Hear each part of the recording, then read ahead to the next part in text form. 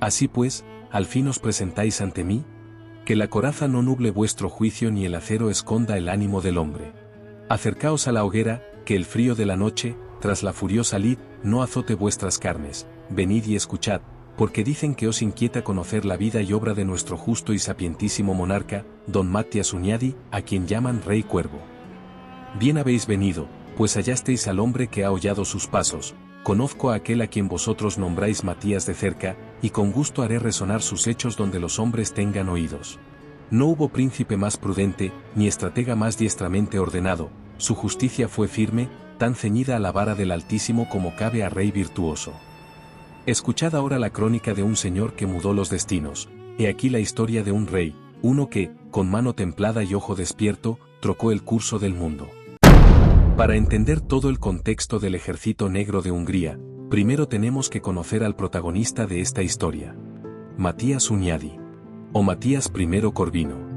Fue el 34º rey de Hungría desde 1458 hasta su muerte en 1490, ganándose los sobrenombres de sabio, bueno y justo. Fue también rey de Bohemia, además de gobernar en Silesia, Moravia y Lusacia. La tradición húngara y europea considera a Matías Corvino el más justo de los reyes húngaros, cuya memoria es conservada en incontables leyendas y cuentos tradicionales. Un rey de gran nivel cultural, quien hablaba, aparte del idioma húngaro, el checo, el latín y el alemán. Se considera el padre del Renacimiento en Hungría y arduo defensor de la cultura húngara en su tiempo. El origen de su curioso sobrenombre se encuentra en las crónicas silesianas, según las que cuando iba un día el rey Matías de cacería, se le cayó el anillo real de su mano y un cuervo lo recogió. Matías persiguió al ave y finalmente recuperó su anillo. A partir de este suceso, el símbolo del escudo heráldico fue un cuervo con un anillo, y puesto que en latín cuervo es corvus, de este término se derivó el de Corvino. Pero seguramente la historia del cuervo y el anillo no es más que una leyenda que Matías no se molestó en desmentir. Para hallar el verdadero origen del apodo hay que remontarse a los cognomen o sobrenombres frecuentes en la gens Valeria romana, una de las familias patricias de la antigua Roma y de la que descendía Matías. La figura de Matías está profundamente ligada al legado de su padre, János Hunyadi, quien se destacó por su valentía y habilidades militares al enfrentar las invasiones otomanas en Europa Central. János fue un líder clave en la defensa de Hungría contra las fuerzas turcas. La familia Hunyadi se estableció como una de las dinastías más poderosas del reino, y su influencia política fue crucial en el ascenso de Matías al trono. La muerte de János Hunyadi en 1456 significó una crisis de poder en Hungría. Su primogénito, Ladislao, asumió el cargo de generalísimo, pero pronto entró en conflicto con el rey, lo que culminó en su arresto. Matías, junto a su hermano Ladislao, fue acusado de alta traición y condenado a muerte, pero la intervención del cardenal Carvajal, legado papal, logró salvar su vida. Fue entonces cuando Matías fue encarcelado y trasladado a Viena y luego a Praga, donde estuvo bajo la custodia del rey Jorge Podiebrad de Bohemia durante su encarcelamiento. Su madre Isabel Szilágyi organizó un partido político para recuperar a su hijo y ofreció su fortuna para su rescate. Sin embargo, el destino de Matías cambió con la inesperada muerte de Ladislao V en 1458, lo que liberó a Matías del cautiverio. Tras la muerte de Ladislao V, Hungría atravesaba un periodo de incertidumbre política, y la nobleza del reino convocó una dieta para elegir a un nuevo rey. Aunque Matías no era el candidato natural de los grandes magnates, pero su apellido Hunyadi y el apoyo de su madre, Isabel, le permitieron ganar popularidad entre las clases más bajas y la nobleza media. En 1458, a los 18 años, fue proclamado rey de Hungría, a pesar de la oposición de varios poderosos como el palatino Garay, quien no aprobó su ascenso al trono. Tan solo tenía 15 años cuando subió al trono, y hasta cumplir los 18 estuvo bajo la tutela de un regente italiano, antiguo consejero de su padre, llamado Antonio Bonifini. A él se debe la influencia mediterránea que caracterizó su reinado y su fascinación por los humanistas renacentistas italianos, ya que llegó a rodear su corte de varios artistas. Su afán legislador le reportó el aprecio y el respeto de su pueblo, que le apodó el Grande y el Justiciero. Desde temprana edad, Matías recibió una esmerada educación, diseñada para prepararlo tanto en el ámbito intelectual como en el político. En las propiedades familiares de Bajda Hunyad en Transilvania, Matías y sus hermanos fueron educados por destacados humanistas como Juan de Vités, quien más tarde sería obispo de Barat, y el sacerdote polaco Juan Zambecki. Estos educadores no solo le ofrecieron una sólida formación en filosofía, historia y teología, sino también en las complejidades de la diplomacia y la política europea. Desde el punto de vista cultural, Matías Corvino ha pasado a la historia como un príncipe humanista, comparable con los mecenas del Renacimiento italiano. A la corte de Buda afluyeron artistas como Bonfini, Galeotti, Ugoleti o Bartolomeo del Fonte. Matías fue entregado a los delegados húngaros en Stránice el 9 de febrero. Con la mediación de Podiebrad, se reconcilió con Jan Jiskra de Brandi, el jefe de los mercenarios checos que por entonces ocupaban la mayor parte de la Alta Hungría. Hizo su entrada oficial en Buda 5 días más tarde. Se sentó en el trono durante una ceremonia en la iglesia de Nuestra Señora, pero no fue coronado porque la corona de San Esteban estaba en posesión de Federico III, emperador del Sacro Imperio Romano Germánico, por casi 2 décadas. Desde el principio, el monarca de 14 años administró independientemente los asuntos estatales, aunque confirmó el cargo de regente a su tío. Por ejemplo, el 3 de marzo Matías ordenó a los ciudadanos de Nagisteven, Sibiu, dejar a un lado sus diferencias con Vlad III, el Empalador, príncipe de Valaquia. Jiskra fue el primer varón que se rebeló contra Matías. Ofreció el trono a Casimiro IV de Polonia, esposo de Isabel, hermana menor del rey Ladislao V, a finales de marzo, pero el Sejm General, el Parlamento bicameral de Polonia y Lituania, rechazó su oferta. El jefe militar de Matías, Sebastián Rozgonyi, venció a los soldados de Jiskra en Sarospatak, pero la invasión de los otomanos de Serbia en abril obligó al rey a negociar un armisticio con los checos. Se les permitió conservar el castillo de Saros, Ari, Eslovaquia, y otras plazas fuertes en la Alta Hungría. Matías envió a 2 prelados, Augusto Salanki, obispo de GYR, y Vicente Estilasi, el de Bac, a Praga con la misión de coronar rey a Jorge de Podiebrad, para lo que el hereje, Podiebrad tuvo que jurar lealtad a la Santa Sede.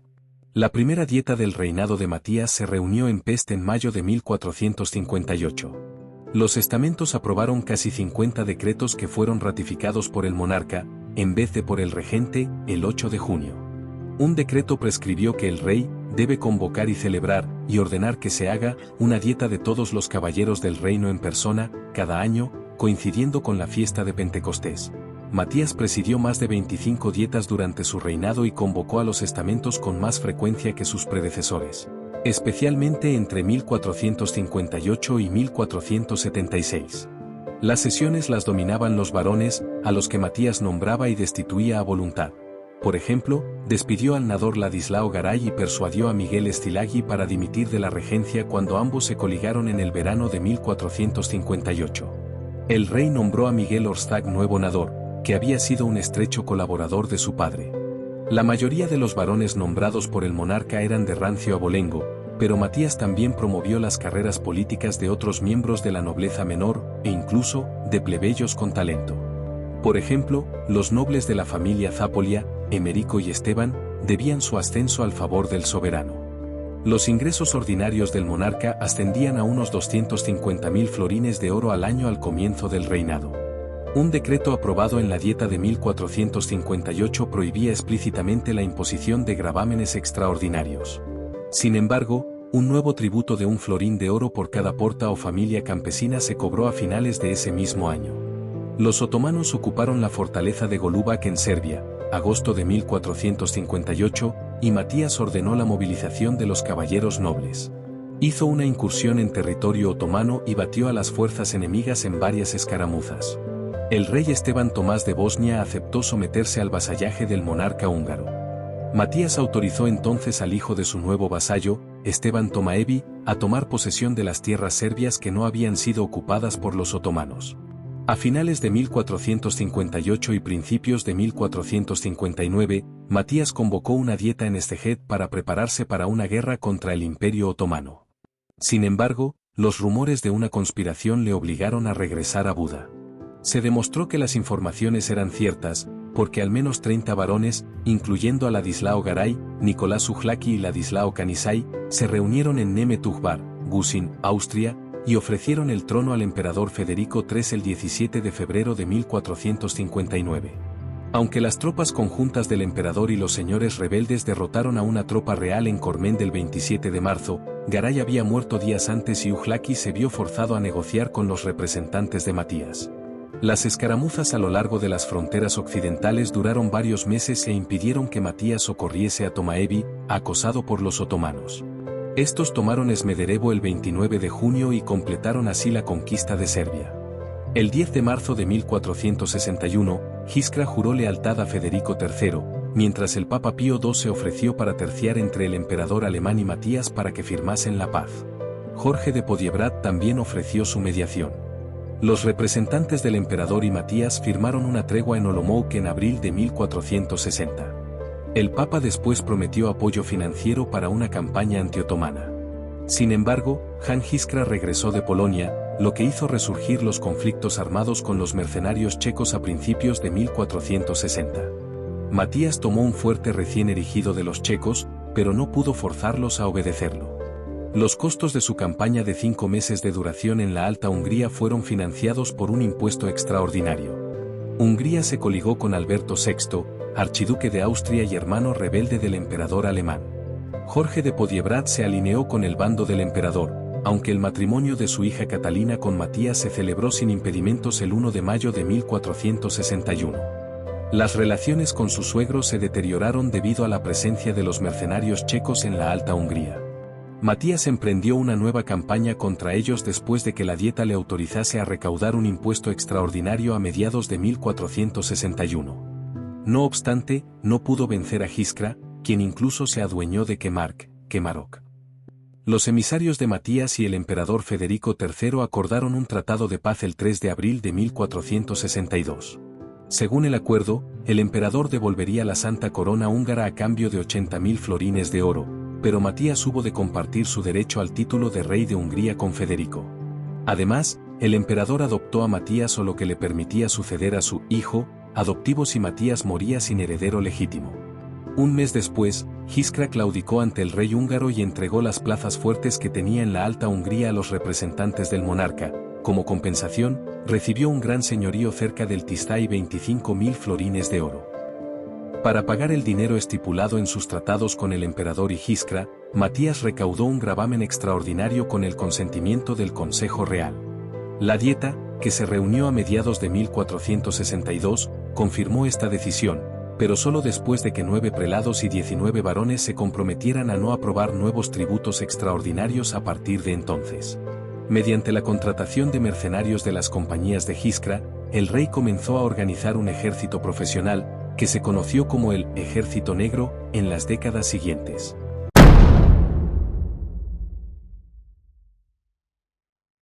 Matías no lo hizo de la nada, sino partiendo de la fuerza mercenaria que utilizaba su padre, aunque al parecer influyeron las lecturas juveniles sobre las hazañas de Julio César a las que era muy aficionado.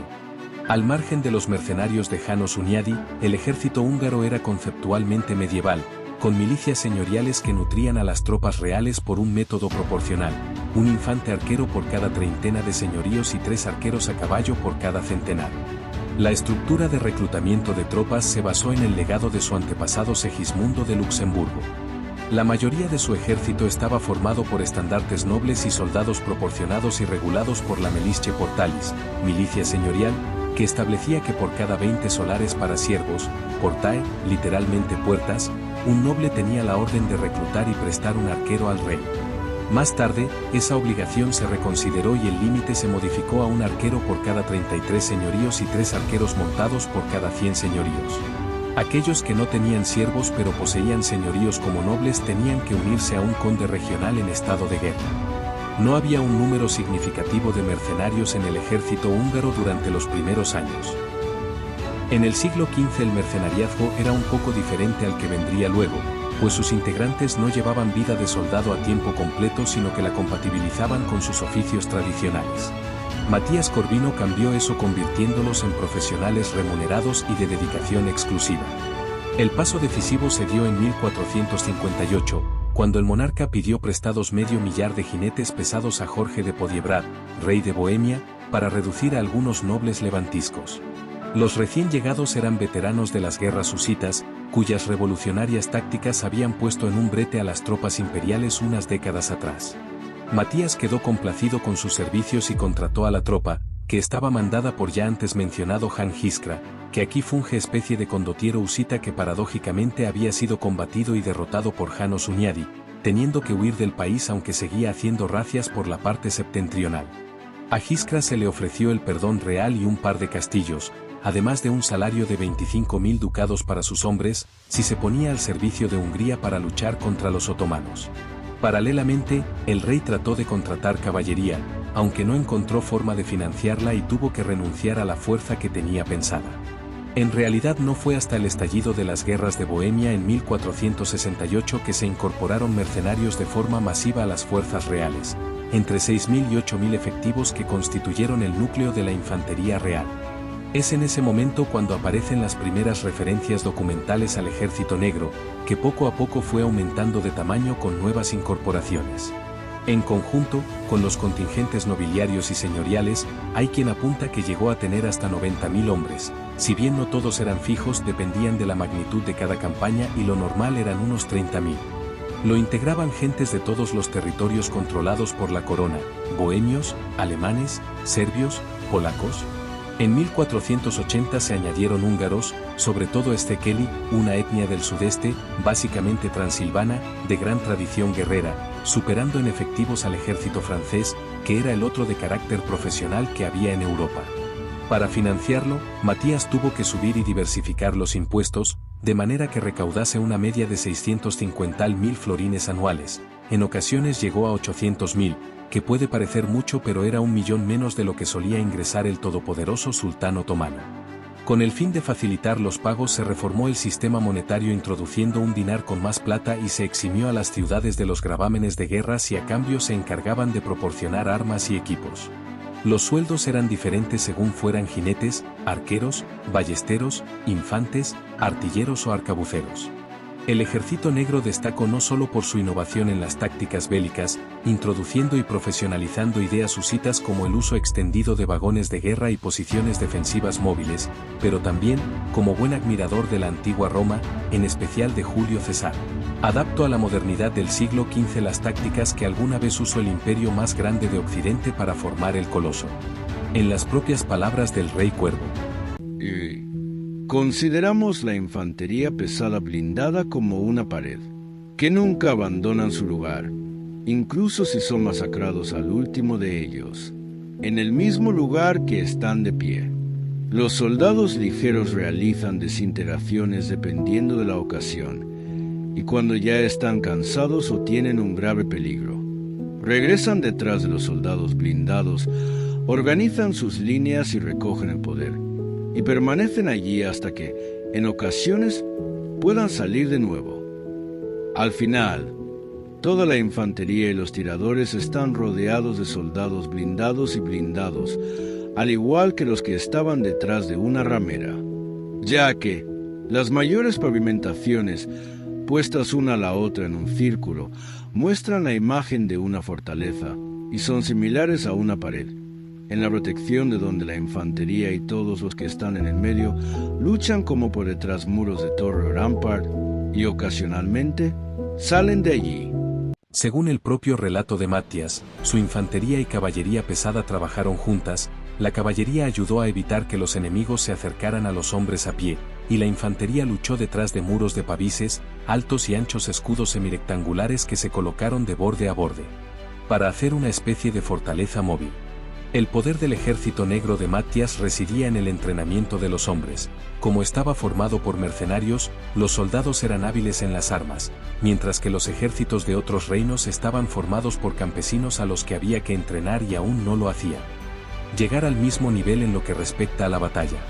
Cabe señalar que estos mercenarios solían asaltar las fronteras del reino húngaro y, al contratarlos, Matías no solo adquirió hombres calificados, sino que también se deshizo de un problema. Ahora, con la base de que era esta temible fuerza, solo nos queda preguntar, ¿cómo estaba formado? Caballería pesada. En pleno siglo, la caballería pesada ya estaba en su apogeo, aunque mostraba signos de tendencia decreciente. Su poder de ataque y su capacidad de cargar sin apoyo la hacían capaz de forzar un resultado decisivo en la mayoría de las batallas. Aunque rara vez se desplegaba sola, si lo hacía, adoptaba formaciones en cuadro. Uno de esos puntos de inflexión se produjo en la batalla de Breakfield, 1479. Por lo general, constituía una sexta parte del ejército y, con caballeros mercenarios, era mayoría. Su armamento estaba bien preparado y era de alta calidad, a excepción de los estandartes nobiliarios. Esto significa que se trataba de armas propias, no de las proporcionadas por el rey. En contraparte, está la caballería ligera, y el fequete sereg es el origen de una de las unidades militares más determinantes y apreciadas entre los historiadores.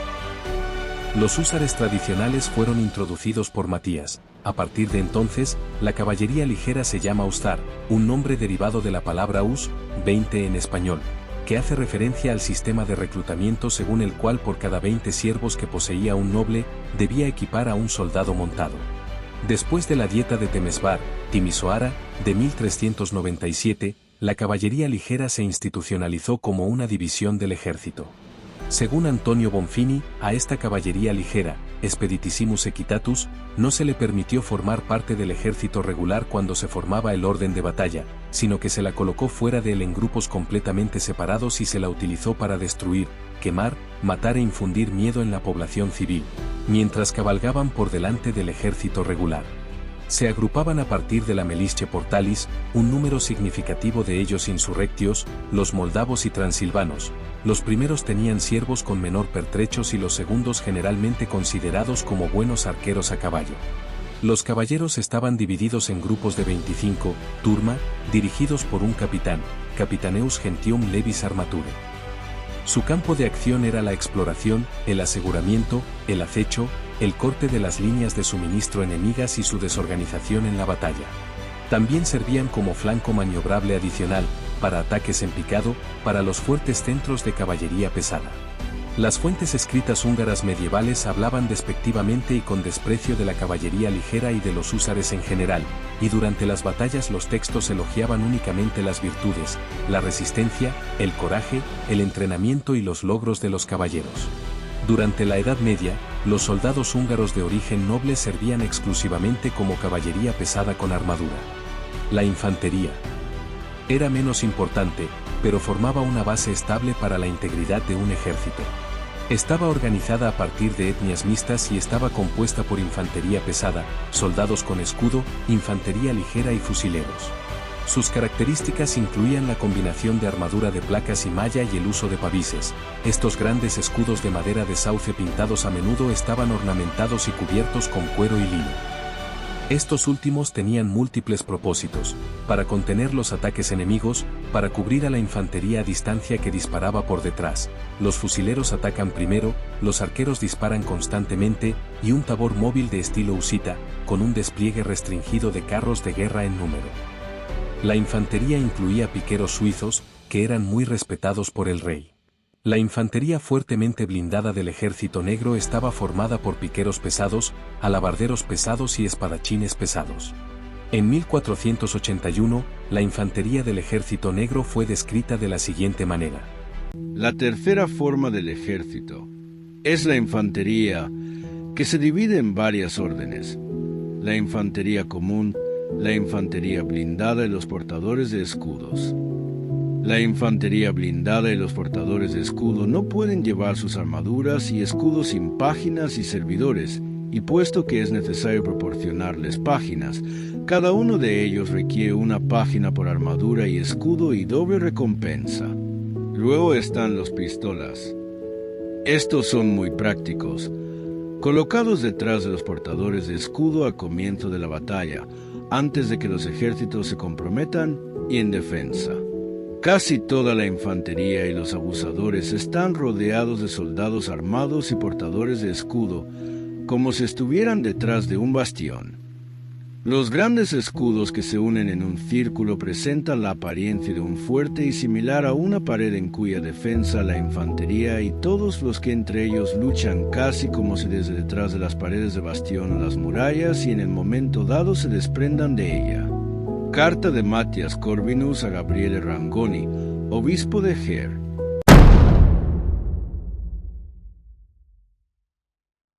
Campañas contra los otomanos en Transilvania y los Balcanes. Durante el reinado de Matías Corvino, el ejército negro participó en múltiples campañas defensivas y ofensivas contra el Imperio Otomano, no solo en Transilvania, sino también en Bosnia, Serbia, Valaquia y Moldavia. Estas campañas tenían como objetivo frenar la expansión otomana, proteger las fronteras del reino, cuando era posible, recuperar territorios perdidos o establecer estados tapón aliados. Campañas en Transilvania. El ejército negro intervino en otras acciones como el saqueo de Berat, 1474. Ali Bey Mialolu, bey de Smederevo, saqueó las partes orientales de Hungría, capturando a miles de habitantes. En respuesta, Matías envió refuerzos a Moldavia y reforzó la defensa de Transilvania. Defensa de fortalezas. El sistema de castillos y banatos en la frontera sur fue reforzado con guarniciones profesionales del Ejército Negro, lo que permitió resistir asedios y repeler incursiones otomanas de manera más eficaz que en décadas anteriores. Bosnia, 1463 a 1464. Matías lideró campañas para conquistar y defender fortalezas clave como Hajce y Srebrenik.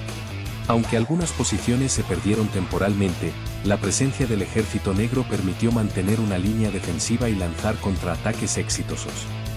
Abac, 1476.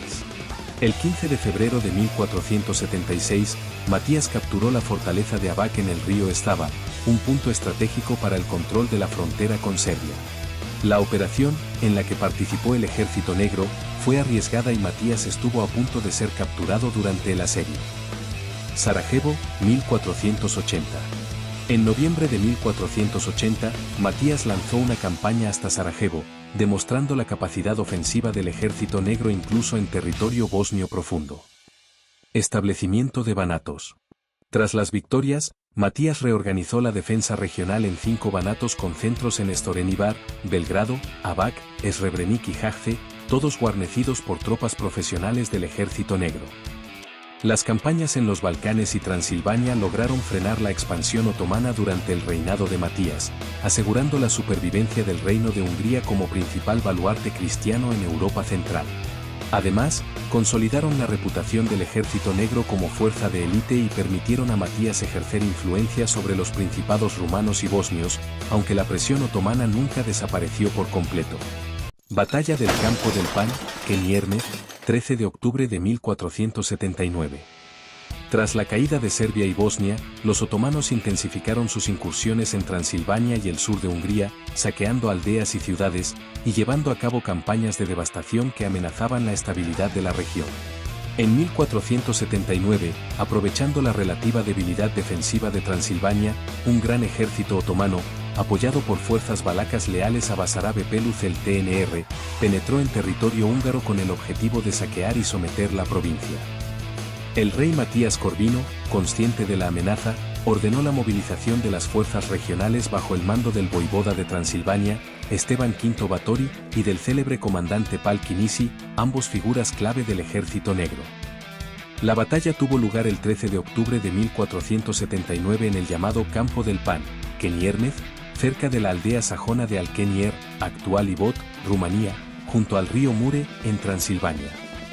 El ejército otomano, compuesto principalmente por aknks, caballería ligera, cipayos, azaps y algunos genízaros, sumaba entre 15.000 y 30.000 hombres según las fuentes más fiables, aunque algunas crónicas exageran la cifra hasta los 60.000 o incluso 100.000.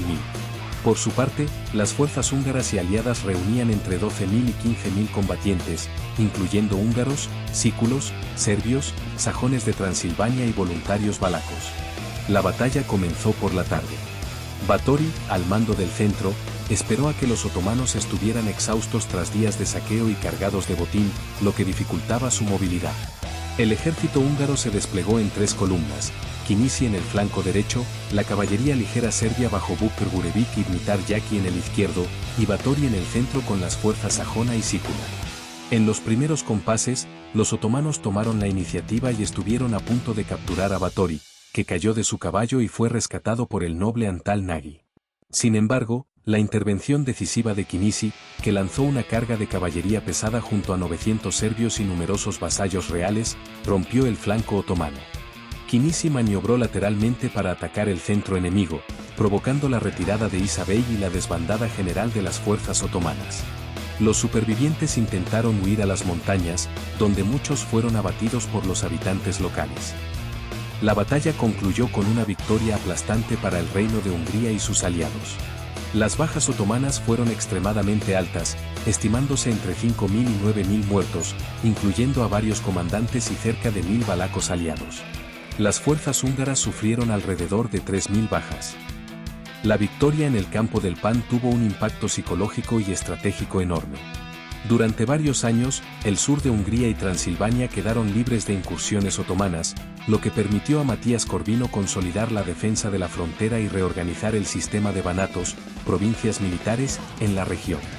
Además, la reputación del Ejército Negro como fuerza profesional y eficaz quedó firmemente establecida, y Pál Kinisi se consagró como uno de los grandes héroes militares húngaros. A largo plazo, la batalla demostró la eficacia de la combinación de caballería pesada, infantería profesional y el uso táctico de armas de fuego, elementos que caracterizaban al Ejército Negro y que influirían en la evolución de la guerra en Europa Central. Guerras contra Bohemia, 1468 a 1471. El conflicto con Bohemia surgió en el marco de las luchas religiosas y políticas que siguieron a las guerras husitas. El rey Jorge de Podiebrad, líder de los husitas utraquistas, fue excomulgado por el Papa Pablo II, quien instó a una cruzada para restaurar el catolicismo en Bohemia.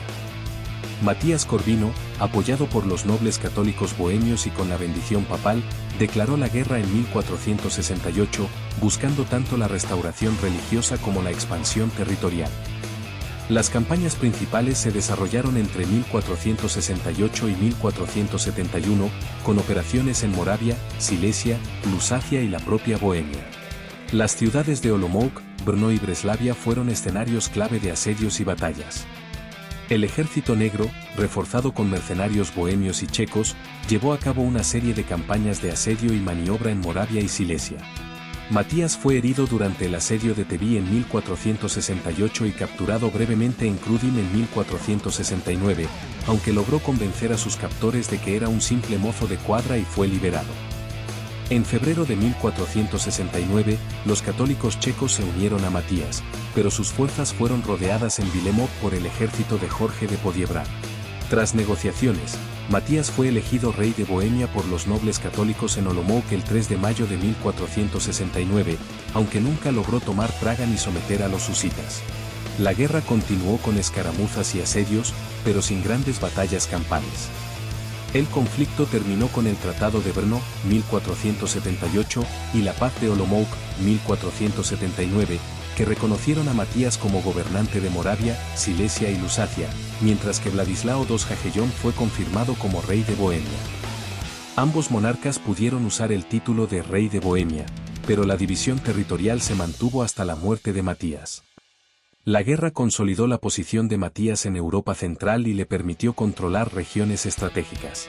El Ejército Negro demostró su capacidad para operar en campañas prolongadas y en territorios extranjeros, y su profesionalismo fue clave para mantener el control sobre las provincias conquistadas. Sin embargo, la incapacidad para tomar Praga y la resistencia husita limitaron el alcance de la victoria húngara. Ocupación de Viena, 1485. El conflicto con el Sacro Imperio Romano Germánico, y en particular con el emperador Federico III, fue una constante durante el reinado de Matías. Tras años de tensiones y campañas en la Baja Austria, el Ejército Negro inició el asedio de Viena en enero de 1485, tras haber aislado la ciudad mediante la captura de fortalezas circundantes como Korneuburg, Bruck y Ainburg. La ciudad, defendida por Hans von Wulfersdorfer y otros comandantes imperiales, resistió durante más de 4 meses, sufriendo hambre y privaciones extremas. Matías empleó artillería pesada y tácticas de asedio modernas, incluyendo la construcción de torres de asedio y el uso intensivo de armas de fuego, lo que aceleró el colapso de la resistencia vienesa. El 1 de junio de 1485, tras negociaciones que garantizaron la preservación de los privilegios ciudadanos, Viena se rindió. Matías entró triunfalmente en la ciudad al frente de 8.000 veteranos del Ejército Negro y trasladó la corte real a la capital austríaca, donde fue reconocido como duque de Austria en 1487. La ocupación de Viena representó el cenit del poder húngaro en Europa Central. El control de la ciudad y de la Baja Austria se mantuvo hasta la muerte de Matías en 1490, momento en que los Habsburgo recuperaron el territorio sin resistencia significativa. La conquista de Viena consolidó la reputación del Ejército Negro como la fuerza militar más poderosa de su tiempo y permitió a Matías ejercer una influencia política y cultural sin precedentes en la región. Sin embargo, la ocupación también supuso una carga financiera considerable y exacerbó las tensiones con la nobleza húngara, que resentía los altos impuestos necesarios para mantener el ejército profesional. A largo plazo, la ocupación de Viena demostró la vulnerabilidad de los Habsburgo y la capacidad de Hungría para proyectar poder más allá de sus fronteras tradicionales. Sin embargo, tras la muerte de Matías, la falta de un sucesor fuerte y la disolución del Ejército Negro permitieron la rápida recuperación de Viena por parte de los Habsburgo y el inicio del declive húngaro frente a la presión otomana y austríaca. Acciones internas contra revueltas nobiliarias. El reinado de Matías Corvino estuvo marcado por una política de centralización y fortalecimiento del poder real, lo que generó resistencia entre la alta nobleza húngara. Las reformas fiscales, la introducción de nuevos impuestos y la promoción de individuos de origen modesto a cargos importantes provocaron varias revueltas, especialmente en Transilvania y la Alta Hungría.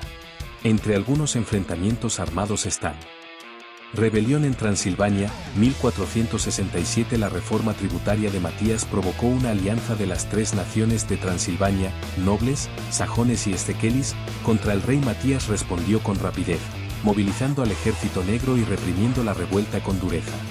Los líderes rebeldes fueron ejecutados o castigados severamente, consolidando la autoridad real en la provincia. Conspiración de 1471. Un grupo de prelados y varones ofreció el trono húngaro a Casimiro, hijo menor del rey de Polonia. Matías sofocó la rebelión y castigó a los conspiradores, reafirmando el control central sobre la nobleza. Batalla de Kostolany, 1467. Jan Bela, líder de una banda de mercenarios checos, se rebeló y ocupó el castillo de Kostolany. El asedio dirigido por Matías y sus capitanes, incluyendo a Esteban Zápolia y Pál Kinisi, terminó con la rendición y ejecución de los rebeldes, demostrando la eficacia del ejército negro como fuerza de control interno. La represión de las revueltas nobiliarias permitió a Matías consolidar un modelo de monarquía centralizada y profesionalizar la administración y el ejército. Sin embargo, el resentimiento de la nobleza persistió, y tras la muerte del rey, contribuyó a la rápida desintegración del sistema instaurado durante su reinado. Que no quede duda que ¿cómo estás? Hay una cantidad innombrable de batallas ganadas, pero creo que a ti, mi querido oyente, no le importan las pequeñas escaramuzas.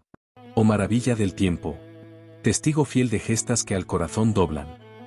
No es vano lo que digo cuando afirmo que esta historia, cual río que arrastra piedras gigantescas, nos ha mostrado prodigios insospechados. Pocas veces se alza la voz para nombrarlo con la reverencia que merece, más tras su ascenso a los brazos de nuestro Señor hace ya tantos años. Triste pensar que sin una mente tan ilustre, todo cayó cual casa de naipes. Mas creedme, joven amigo, aquel muchacho trastornó el orden de los titanes mismos, puso en desorden las coronas y las lanzas de quienes se creían eternos. Si mis palabras os han complacido, si en esta charla hallasteis alimento para la curiosidad, recibid mi gratitud sin modestia. Fue para mí un gozo hablar de Hunyadi, recrear sus días y sus sombras, compartir el olor a pólvora y la música del acero con un espíritu afín. Ide ahora, llevando con vos la imagen de su audacia, y cuando la noche os traiga silencios, que su nombre resuene como campana que convoca a la memoria. Y recordad, joven, que después de los caballeros y antes de los cañones, los mercenarios del rey Cuervo fueron el ejército más temido de Europa, sombra compacta y fría que hizo vacilar tronos y fronteras, leyenda viva que enseñó a reyes y príncipes lo que es temer al acero bien gobernado.